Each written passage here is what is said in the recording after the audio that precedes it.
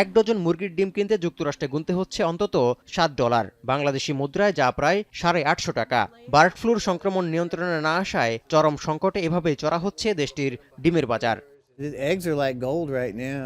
এ অবস্থায় ডিমকে স্বর্ণের সঙ্গে তুলনা করলেন জর্জিয়া অঙ্গরাজ্যের মুরগি খামারি ডোয়াইন জোন্স। খামারের মুরগিগুলোকে বার্ড ফ্লুর সংক্রমণের হাত থেকে রক্ষায় দিচ্ছেন বাড়তি সময়। মুরগির ডিমের টানাপোড়েনের বাজারে কিছুটা হলেও ভোক্তা চাহিদা মেটানোয় অবদান রাখতে চান তিনি। তবে দাম বাড়লেও লাভের পরিমাণ খুব সামান্য বলে দাবি এই খামারির। The profit margin is very slim. I have to buy the feed is so expensive, and just the cost of maintaining the facilities and.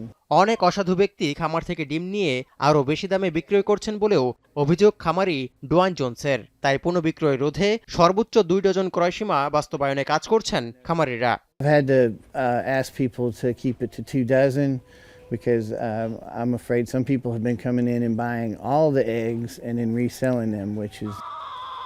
গত মার্চ মাসে টেক্সাসের দুগ্ধজাত গবাদি পশুতে প্রথম ধরা পড়া বার্ড ফ্লু বিভিন্ন রাজ্যে ছড়িয়ে পড়ছে, যার ফলে ক্ষতির মুখোমুখি হাঁস, মুরগি এবং গবাদি পশু উৎপাদন প্রক্রিয়া।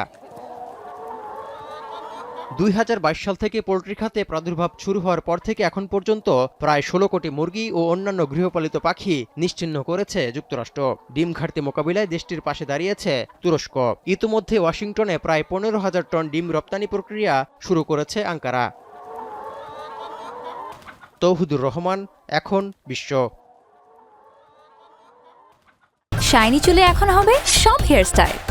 সিল্কোর দ্বিগুণ শাইনি চুল প্রতিদিন।